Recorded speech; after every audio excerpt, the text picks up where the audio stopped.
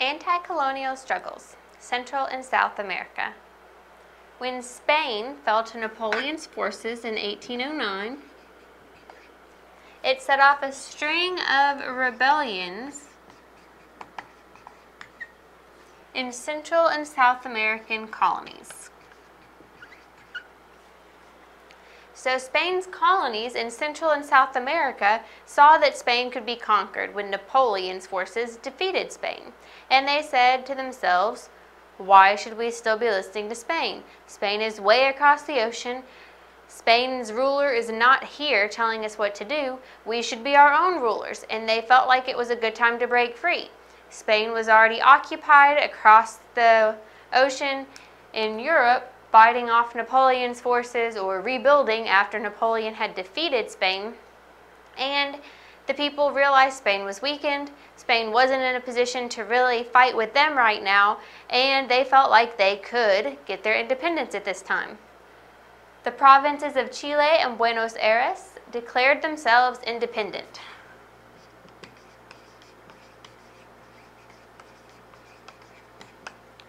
At this time, Peru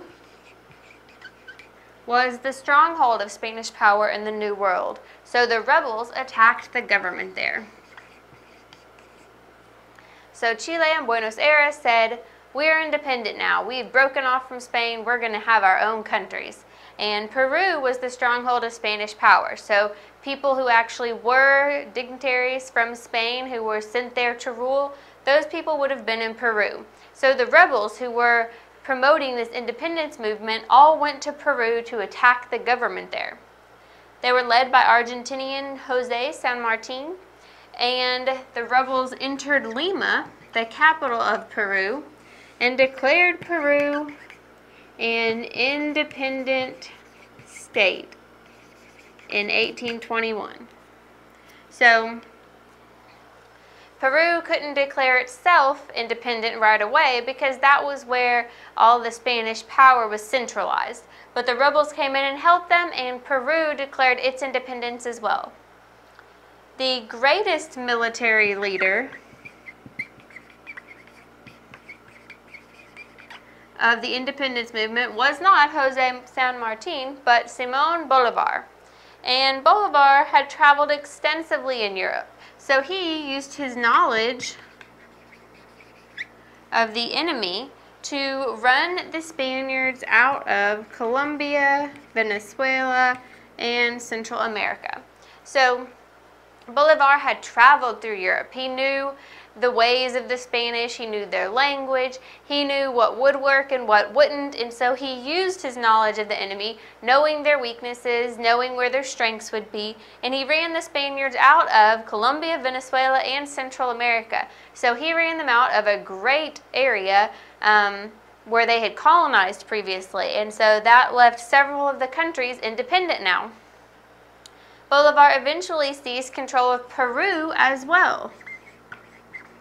And he did that hoping to form a great union of South American nations. There were all these nations that had declared themselves independent, and Bolívar wanted to make them all join together to form a great union of South American nations.